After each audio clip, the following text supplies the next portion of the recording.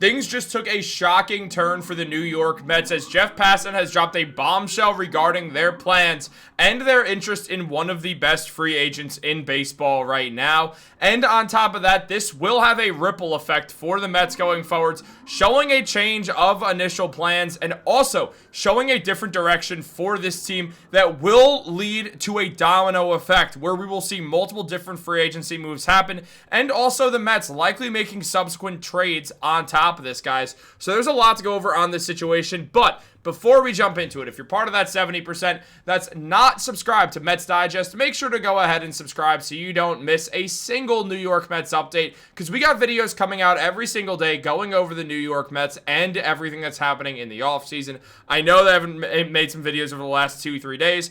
There was a lot going on in my life over the holidays in a very, very good way. All good stuff. But because of that, it did make it a little bit difficult for the moment to make a few videos. But now we are back on that grind like there is no tomorrow. And with Jeff Passan dropping a bombshell update regarding the New York Mets, there is a whole lot to talk about. As we know, there has not been a huge free agency move yet. The biggest ones being Josh Naylor sticking around in Seattle and Dylan Cease signing with the Toronto Blue Jays. We are waiting for David Stearns, Steve Cohen, and the New York Mets to make that big move that is going to have such a positive impact on the Mets. We're waiting for that blockbuster move, whatever it may be. But now we have an update on things taking a surprising turn regarding this guy and the New York Mets' interest. Something that initially felt like kind of a long shot does not feel that way anymore. Now, it was revealed by Jeff Passan that Kyle Schwarber, the bellwether of the free agency class, Schwarber's market is healthy, and he's going to get years, and he's going to get average annual value. At this point, he might be the likeliest of the big free agents to sign first. It's unclear if something gets done before the winter meetings, but I'd be surprised, as Passan said, if they end and he doesn't have a team, the winter meetings, that is. The Phillies remain the favorite, but Boston, Cincinnati, and the New York Mets, among others, are in the mix, as the Mets do hold high interest in Kyle Schwarber, who is a phenomenal player. Schwarber is coming off of his best season in the MLB. Having a 4.7 WAR as a pure DH, the man had 56 home runs with a 240 batting average and a 928 OPS. With an on-base percentage of 365, we know why that OPS is high, because Kyle Schwarber can absolutely rip that ball. The man is a phenomenal power hitter, a true three-outcome type of player, where that's a home run, a walk, or a strikeout. And Schwarber did play phenomenal baseball right at the right time, considering that he's already a DH, and power is one of the last things to go with baseball stars. Schwarber is gearing up to get some good average annual value and also get a longer-term contract. Now, multiple different teams, as we know, now have interest, and with the Mets being one of them, it will have a ripple effect on a whole lot, because Pete Alonso is also someone who is a free agent with the Mets, had a 272 batting average, 38 home runs, and an 871 OPS. Here's the deal with Alonso, guys. He currently, when you look at Alonso, when you look at everything surrounding him, he had his best season in the MLB. He wants a long-term contract. He wants average annual value. And right now, like last year, Alonso is struggling to find that, making things very difficult for him going forwards. Now, we have seen that the Red Sox may be preparing to make a monster offer towards Pete Alonso that he'd be leaning towards accepting after feeling disrespected last offseason. Now, if that were to happen, the Mets would probably go harder at Kyle Schwarber, because at the end of the day, it makes sense for the Mets to ultimately try to just sort of recoil by getting a DH, getting an elite power hitter, but it'll also lead to Mark Vientos, who did start to get better after the All-Star break, really becoming their first baseman, giving the Mets that good fielding first baseman that they want.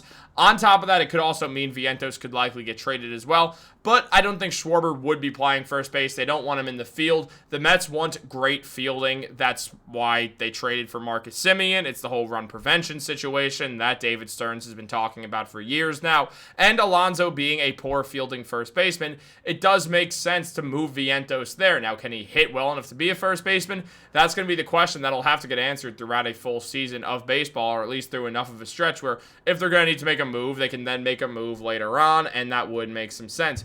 But there's a lot to think about. I mean, Danny Abriano did mention that Pete Alonso's market is fascinating. If the Mets and the Red Sox are the two most serious suitors, his leverage could be out the window if either team goes in a different direction. The Mets could do it by signing Kyle Schwarber, Cody Bellinger, or Kyle Tucker, and the Red Sox could do it by signing Kyle Schwarber or re-signing Alex Bregman.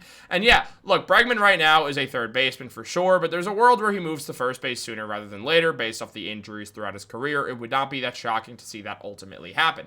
At the same time, the Mets, if they sign Schwarber, that's their DH, meaning Alonso, who the Mets want to be more of a DH role, would have to step in at first base, meaning the Mets would likely be willing to pay him less money because he'd be forcing their position hand or their hand in a position that they don't necessarily love Alonso for. On top of that, Cody Bellinger can play first base, but the Mets would not sign him there. They need more outfield help with Brandon Nimmo being gone and his defense starting to decline, and Cody Bellinger being one of the best fielding outfielders in baseball.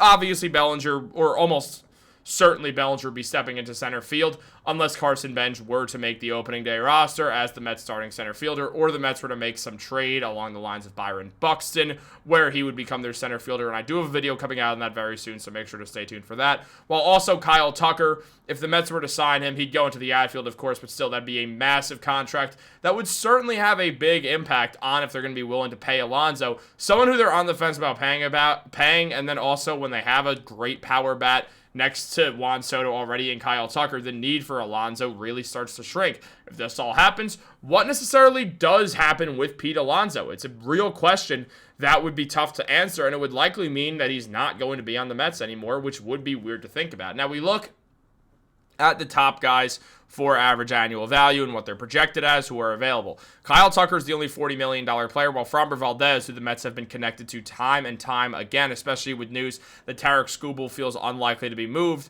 that the Mets do want to go for Valdez. Now, on top of that, Cody Bellinger hangs in that $30+ million, and then below him is Pete Alonso, around $28 million, but that would not be long average annual value. Nobody's going to be willing to give a first baseman who can't field and has a spotty contact record and can't run the bases very well a whole lot of years when he's already 31 years old. And also, just, it doesn't feel like Alonso is going to be getting that long-term contract that he wants. I know he's great in a whole lot of areas, and he's been super clutch and super important to the Mets, but at the same time, there is just such a world where the Mets will offer Alonso 3 years, $30 million, or even less, 3 years, $25 million, and Alonso will have his hand forced to accept. Maybe he'll have opt-outs. Maybe he could try again in another year or so. But at the same time, it is going to be a real question if that's actually going to happen or not. The Mets will be interested in Tucker. They'll be interested in Valdez. They're very interested in Cody Bellinger, who, with the Yankees right now, the two sides seem pretty far apart. The Mets will likely at least talk to Alex Bregman in some sense of the word. We know they're interested in Kyle Schwarber. There's obviously Bo Bichette's not coming. That doesn't make any sense. But, like, all these guys, all these top names, it'll be very surprising if the Mets don't talk to a lot of them. Will the Mets sign more than one of them? Maybe they'll sign two. Valdez, and then, because he's the pitcher, and then Schwarber, Tucker, Bellinger. There's a whole list of them before you even get to Pete Alonso, who could be signed right now. And with the way that Schwarber plays, I'd probably rather Kyle Schwarber. But guys, what do you think? Let me know in the comments down below. Like this video, subscribe, turn on post notifications. Have a wonderful day. I will catch you all later.